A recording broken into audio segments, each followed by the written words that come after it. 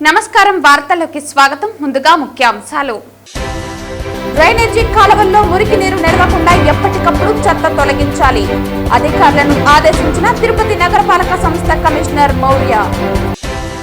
SR కళాశాల అక్రమాలకు అడ్డుకట్ట వేయండి. విద్యార్థుల జీవితాలతో చెలగాటం ఆడేటువంటి కళాశాలను సీజ్ చేయాలి. ఎస్ఆర్ కళాశాల విద్యార్థుల తల్లిదండ్రులు మరియు ఎస్ఎఫ్ఐ నాయకులు ఆర్ఐఓకు ఆధారాలతో సహా వినతి పత్రం అందజేత. గృహ నిర్మాణ రంగంలో పురోగతి సాధించాలి. రేపటి రోజున ఆయా నియోజకవర్గాల ఇంజనీరింగ్ అసిస్టెంట్లతో సమీక్షా సమావేశం పేర్కొన్న చిత్తూరు జిల్లా కలెక్టర్ సుమిత్ కుమార్. వార్తల్లోని వివరాలు. డ్రైనేజీ కాలువల్లో మురికి నీరు నిలవకుండా ఎప్పటికప్పుడు చెత్త తొలగించాలని తిరుపతి నగరపాలక సంస్థ కమిషనర్ మౌర్య అధికారులను ఆదేశించారు. బుధవారం ఉదయం 31వ వార్డులోని బొమ్మగుంట తదితర ప్రాంతాల్లో కార్పొరేటర్ రేవతి అధికారులతో కలిసి పారిశుద్ధ్య పనులను ఆమె పరిశీలించారు. బుధవారం ఉదయం 31వ వార్డులోని బొమ్మగుంట తదితర ప్రాంతాల్లో కార్పొరేటర్ రేవతి అధికారులతో కలిసి పారిశుద్ధ్య పనులను పరిశీలించారు. డ్రైనేజీ కాలువల్లో మురికి నీరు నిల్వ ఉండటం వలన దోమలు వ్యాపిస్తున్నాయని ఫిర్యాదులు వస్తున్నాయని అన్నారు. నీరు నిల్వ లేకుండా చర్యలు చేపట్టి దోమలు వృద్ధి చెందకుండా మందులు పిచికారీ చేయాలని అధికారులను ఆదేశించారు. బొమ్మగుంటలో పారిశుద్ధ్య పనులు మరింత మెరుగ్గా చేపట్టి తాగునీరు సరైన సమయంలో పంపిణీ చేయాలని అన్నారు. కమిషనర్ వెంట 31వ ward superintendent engineer Shyam Sundar, municipal engineer Gomathi, health officer doctor Yuva Anvesh, revenue officer Sethu Madhav తదితర అధికారులు పాల్గొన్నారు.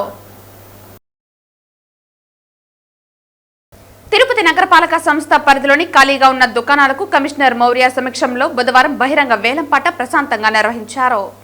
కరకంబాడి మార్గంలోని వినాయక సాగర్ వద్ద గల దుకాణ సముదాయం, వినాయక సాగర్ పార్కింగ్, ప్రవేశ రుజుము, గేమ్ జోన్, లీలామహల్ వద్ద గల షాపింగ్ కాంప్లెక్స్ లోని గదులు, ఇందిరా మైదానంలోని స్పోర్ట్స్ కాంప్లెక్స్, ఇందిరా ప్రియదర్శిని కూరగాయల మార్కెట్లోని దుకాణాలకు, శ్రీనివాసం ఎదురుగా గల షాపింగ్ కాంప్లెక్స్ లోని దుకాణాలకు బహిరంగ వేలం నిర్వహించారు.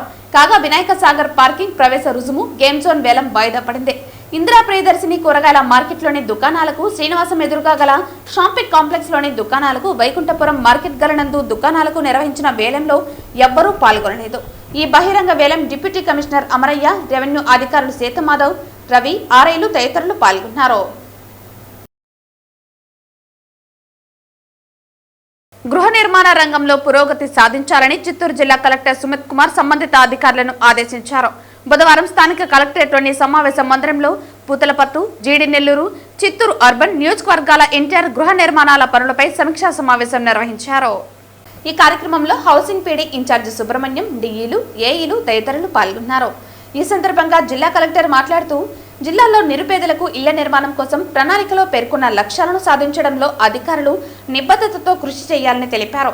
నియోజకవర్గాలలో క్షేత్రస్థాయిలో హౌసింగ్ డిఈలు, ఇంజనీరింగ్ అసిస్టెంట్లు, గృహ నిర్మాణ అధికారులు క్రమం తప్పకుండా స్థల సందర్శనలు నిర్వహించి నిర్మాణ ప్రక్రియను వేగవంతం చేయడానికి అదనపు ప్రయత్నాలు చేయాలని ఆదేశించారు. జిల్లా అంతటా మొత్తం 73,098 ఇళ్లు మంజూరు చేయడం జరిగిందని, వీటిలో 52,880 ఇళ్లు పూర్తి చేయడం జరిగిందని, 20,218, 22,756 ఇళ్లు నిర్మాణం పూర్తి కావాల్సి ఉందని తెలిపారు. మిగిలిన ఇళ్లు త్వరితగతిన పూర్తి కావాల్సి ఉందని సంబంధిత అధికారులు లబ్ధిదారులతో చర్చించి వారి ఇళ్ల నిర్మాణం పూర్తి చేయడంలో ఏవైనా సందేహాలు ఉంటే వాటిని పరిష్కరించాలని కలెక్టర్ ఆదేశించారు. నిర్మాణం జరుగుతున్న నివాస ప్రాంతాలలో మౌలిక సదుపాయాల అభివృద్ధికి ప్రాధాన్యత ఇవ్వటానికి ఇతర విభాగాలలోని వారితో సహచరులతో కలిసి పనిచేయాలని కలెక్టర్ గృహ నిర్మాణ శాఖ అధికారులను ఆదేశించారు. రేపటి రోజున కలెక్టరేట్లోని సమావేశ మందిరంలో ఉదయం 11 గంటల నుండి సాయంత్రం 4 గంటల వరకు జిల్లాలోని అన్ని నియోజకవర్గాల హౌసింగ్ ఇంజనీరింగ్ అసిస్టెంట్లతో, హౌసింగ్ అధికారులతో, పంచాయతీ శాఖ అధికారులతో ప్రత్యేక సమీక్షా సమావేశం నిర్వహించడం జరుగుతుందని అన్నారు. ఈ కార్యక్రమంలో ఆయా నియోజకవర్గాల హౌసింగ్ అధికారులు తదితరులు పాల్గొన్నారు. శ్రీనివాసపురంలో ఉన్న ఎస్ఆర్ కళాశాల అక్రమాలకు అడ్డు అదుపు లేకుండా విద్యార్థుల తల్లిదండ్రులను బహిరంగంగానే మోసం చేస్తున్న కళాశాలను సీజ్ చేయాలని తల్లిదండ్రులు మరియు ఎస్ఎఫ్ఐ నాయకులు కలిసి ఆర్ఐఓ రాజశేఖర్ రెడ్డికి వినతి పత్రం ఇచ్చారు. కళాశాలలో చేర్చుకునే ముందు మెరిట్ 500 మార్కుల నుంచి 600 లోపు వచ్చిన విద్యార్థులకు ప్యాకేజీ పేరుతో చేర్చుకుని సబ్సిడీ అని చెప్పి 50,000 ఫీజు మాత్రమే అని, ఫీజు కడితే సరిపోతుందని చెప్పి చేర్చుకుని అదనంగా 20,000 కట్టించుకుని మొత్తం 70,000 కట్టి మోసపోయామని తల్లిదండ్రులు వాపోయారు. ఇప్పుడు మాకు సెకండ్ ఇయర్ టీసీ ఇవ్వాలని గత 2 నెలల నుంచి మేము తిరుగుతున్నా సబ్సిడీ డబ్బు మొత్తం మరో అదనంగా 50 నుండి 70,000 కడితేనే టీసీ ఇస్తామని చెప్పి మోసం చేస్తున్నారని ఆవేదన వ్యక్తం చేశారు. ఎస్ఎఫ్ఐ జిల్లా అధ్యక్షులు అక్బర్, కార్యదర్శి రవి, నగర కార్యదర్శి తేజాలు తల్లిదండ్రులకు మద్దతు పలికి మాట్లాడారు. ఎస్ఆర్ జూనియర్ కళాశాల యాజమాన్యంపై క్రిమినల్ కేసులు పెట్టాలని, విద్యార్థుల నుంచి అక్రమంగా వసూలు చేసిన ఫీజులను తల్లిదండ్రులకు వెనక్కి ఇప్పించాలని డిమాండ్ చేశారు. తిరుపతి నగరంలో విద్యా సంస్థలలో విద్య అందిస్తామని సేవా పేరుతో వ్యాపార కేంద్రాలుగా మారుతున్నాయని వారు విమర్శలు చేశారు. ఆర్ఐఓ స్పందించి మాట్లాడుతూ తానే స్వయంగా 10 మందికి మాట్లాడి టీసీలు ఎలాంటి ఫీజు కట్టించుకోకుండా మాట్లాడాలని నోటీసు ఇవ్వడం జరిగిందని, తన చేతిలో సీజ్ చేసే అధికారం లేదని, ఆ కళాశాలపై రిపోర్ట్ రాసి బోర్డుకు పంపుతామని హామీ ఇచ్చారు. ఈ కార్యక్రమంలో ఎన్ఎస్యు రాష్ట్ర కార్యదర్శి మల్లికార్జున పాల్గొని మద్దతు ఇచ్చారు. ఈరోజు గుర్తించి 590, 580 మార్కులు వచ్చిన వాళ్ళందరినీ గుర్తించి మీకు స్పెషల్ ప్యాకేజ్ అని చెప్పేసి ఈరోజు విద్యార్థి తల్లిదండ్రులు మోసం చేస్తూ ఈరోజు 70,000 రూపాయలని 50,000 ఫీజు కడితే మేము ఈరోజు చేర్చుకుంటామని చెప్పేసి 50,000 అని చెప్పేసి 70,000 రూపాయలని వసూలు చేసుకొని ఈరోజు సెకండ్ ఇయర్ టీసీ వాళ్ళ ఇష్టం లేకుంటే విద్యార్థులు వేరే చోట మేము చేస్తామంటే ఈరోజు తల్లిదండ్రులు వచ్చి అడిగితే మాత్రం ఈరోజు ఎస్ఆర్ కాలేజ్ యాజమాన్యం ఏమాత్రం లెక్క చేయకుండా ఈరోజు దాదాపుగా 1,40,000 రూపాయల ఫీజు అని చెప్పి మాట మార్చి మిగతా 70,000, 50,000 రూపాయల ఫీజు కడితేనే ఈరోజు మేము టీసీ ఇస్తామని చెప్పేసి కరాఖండిగా చెప్తున్నారు. గత 2 నెలల నుంచి ఎస్ఆర్ కాలేజీలో విద్యార్థుల తల్లిదండ్రులు టీసీలు కావాలని, మా విద్యార్థుల భవిష్యత్తు నాశనం అవుతుంది, మేము చేర్పించాలనే ఉద్దేశంతో 2 నెలలు గడుస్తున్నా ఈరోజు తిరుగుతున్నా కూడా ఏం మాత్రం పట్టించుకోకుండా యజమానం లెక్క చేయకుండా తల్లిదండ్రులు మోసం చేస్తుంది. ఇదే విషయం పైన ఈరోజు ఎస్ఎఫ్ఐగా ఆర్ఐఓ గారికి కలిసి ఈరోజు వినతిపత్రం ఇవ్వడం జరిగింది. అటువంటి అక్రమంగా నడుస్తున్న కాలేజీని వెంటనే సీజ్ చేయాలి. అటువంటి ఆ విద్యార్థులు, వేలాది మంది విద్యార్థులని జీవితాలతో చెలగట్టుబడుతున్న ఎస్ఆర్ కాలేజ్ యజమానిపై క్రిమినల్ కేసులు పెట్టాలని ఎస్ఎఫ్ఐగా డిమాండ్ చేస్తున్నాము. లేని పక్షంలో అన్ని తల్లిదండ్రులు, విద్యార్థులు అందరూ కలిసి కాలేజీ ముందు, కలెక్టర్ ఆఫీస్ ముందు పెద్ద ఎత్తున దిష్టి బొమ్మ దగ్ధం చేయడానికి కూడా వెనకాలమని చెప్పేసి తెలియజేస్తున్నాము. తక్షణమే విద్యార్థులకి టీసీలు ఇవ్వాలి. వెంటనే అక్రమంగా ఫీజులు వసూలు చేస్తున్న కాలేజీ పైన ఈరోజు విచారణ జరిపించి ఆ కాలేజీని మూసివేయాలని చెప్పేసి ఎస్ఎఫ్ఐగా డిమాండ్ చేస్తున్నాం. తిరుపతి జిల్లా ఎస్పీ హర్షవర్ధన్ రాజు ఆదేశాలతో పుత్తూరు పోలీసులు అంతరాష్ట్ర దొంగల ముఠాను అరెస్టు చేసి సుమారు 20,40,000 రికవరీ చేశారు. ఈ రోజు సుమారు 10:30 నలుగురు ముద్దాయిలను పక్కా సమాచారంతో పుత్తూరు పిఎస్ పరిధిలో పుత్తూరు చెన్నై హైవే రోడ్డులో సిరుగురాజుపాలెం సమీపంలో మురగన్ గుడి వద్ద అరెస్టు చేసి వారి వద్ద నుండి చోరీ సొత్తు, పల్సర్ మోటార్ సైకిళ్లు మరియు నేరానికి ఉపయోగించిన 2 ఇనుప రాడ్లు, 2 పెద్ద 190 గ్రాముల బంగారు ఆభరణాలు మరియు 2,300 గ్రాముల వెండి వస్తువులు, 2 స్క్రూ డ్రైవర్లు స్వాధీనం చేసుకోవడం జరిగింది. మొత్తం సుమారు 20,40,000 విలువ గల చోరీ సొత్తును రికవరీ చేయడం జరిగిందని తెలిపారు.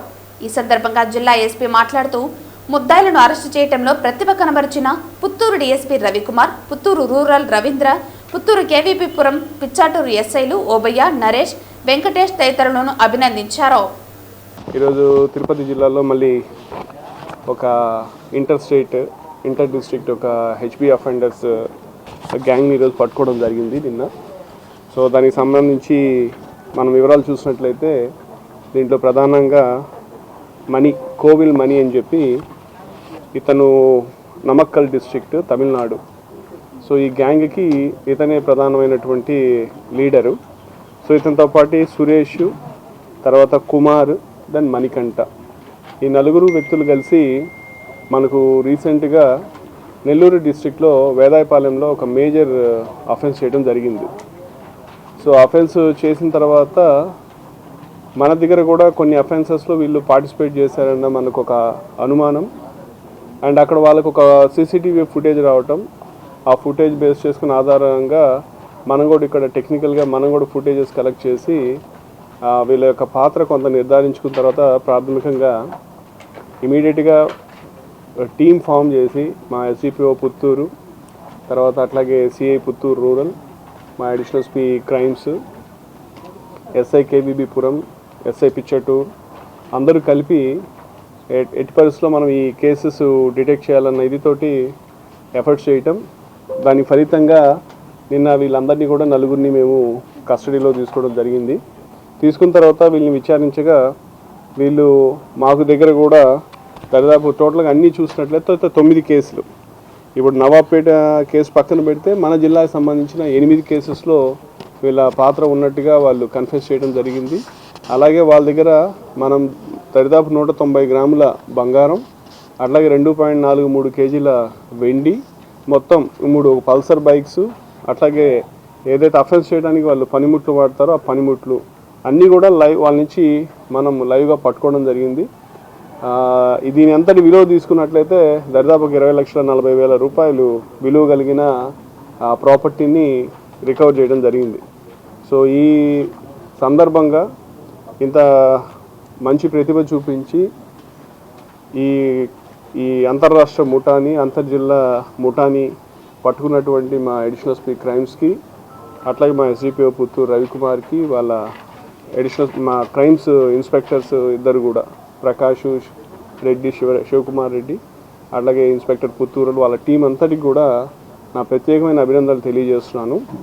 వీళ్ళు ఇంకా వివరాలు చూసినట్లయితే ఈ కోవిల్ మనీ అనే అతని మీద దరిదాపు 50 కేసులు ఉన్నాయి.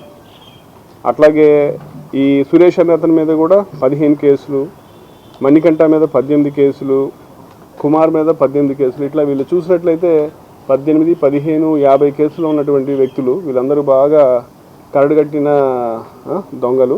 సో ఇలాంటి దొంగల్ని పట్టుకోవడం అనేది నిజంగా ఒక మంచి వర్క్.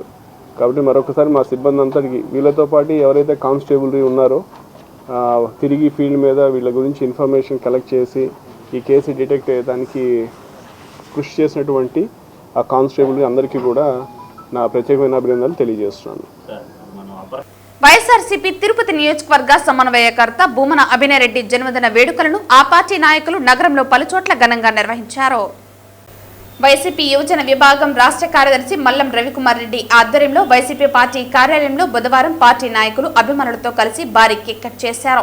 ఈ సందర్భంగా వారు మాట్లాడుతూ రాబో రోజులలో అభినయ్ రెడ్డి ఆధ్వర్యంలో యువతతో కలిసి పేద ప్రజల కోసం కూటమి ప్రభుత్వంతో పెద్ద ఎత్తున పోరాడుతామని, 2029లో రాష్ట్ర ముఖ్యమంత్రిగా వైఎస్ జగన్మోహన్ రెడ్డిని, తిరుపతి ఎమ్మెల్యేగా భూమన అభినయ్ రెడ్డిని గెలిపించుకుంటామని ధీమా వ్యక్తం చేశారు.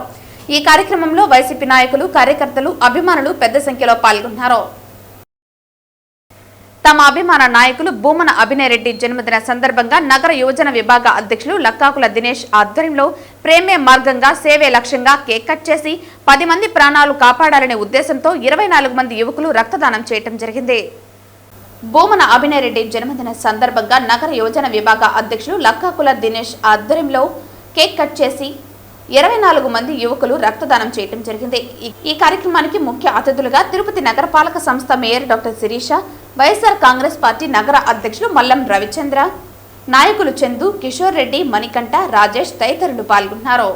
మా అందరి అభిమాన నాయకుడు వైఎస్ఆర్ కాంగ్రెస్ పార్టీ తిరుపతి నియోజకవర్గ సమన్వయకర్త, తిరుపతి అభివృద్ధి ప్రదాత అయినటువంటి శ్రీ భూమన అభినయ్ గారి జన్మదిన సందర్భంగా ప్రేమే మార్గంగా సేవే లక్ష్యంగా వైఎస్ఆర్ కాంగ్రెస్ పార్టీ యువజన విభాగం ఆధ్వర్యంలో ఈ రోజున కేక్ కట్ చేసి రక్తదాన కార్యక్రమాన్ని ఏర్పాటు చేయడం జరిగింది.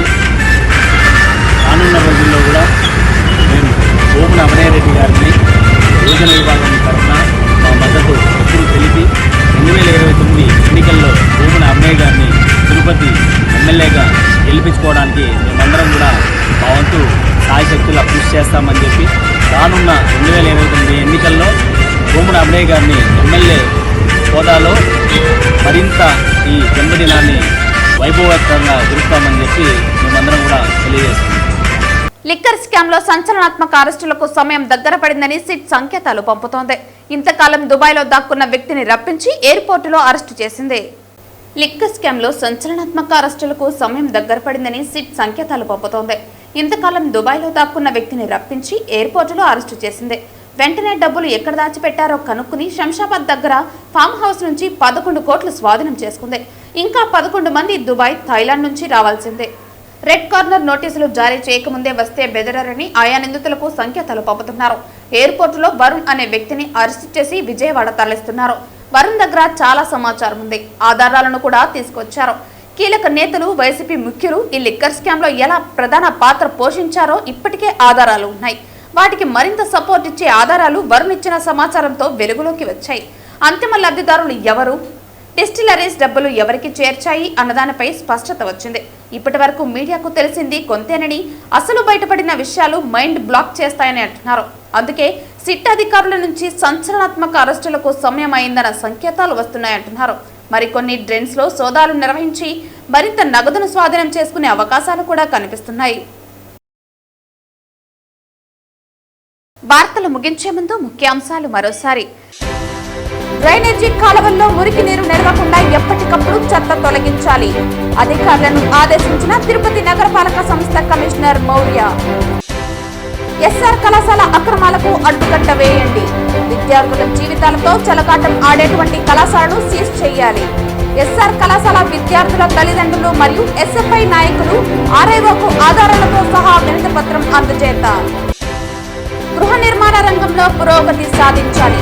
రేపటి రోజున ఆయా నియోజకవర్గాల ఇంజనీరింగ్ అసిస్టెంట్లతో సమీక్షా సమావేశం పేర్కొన్న చిత్తూరు జిల్లా కలెక్టర్ సుమిత్ కుమార్.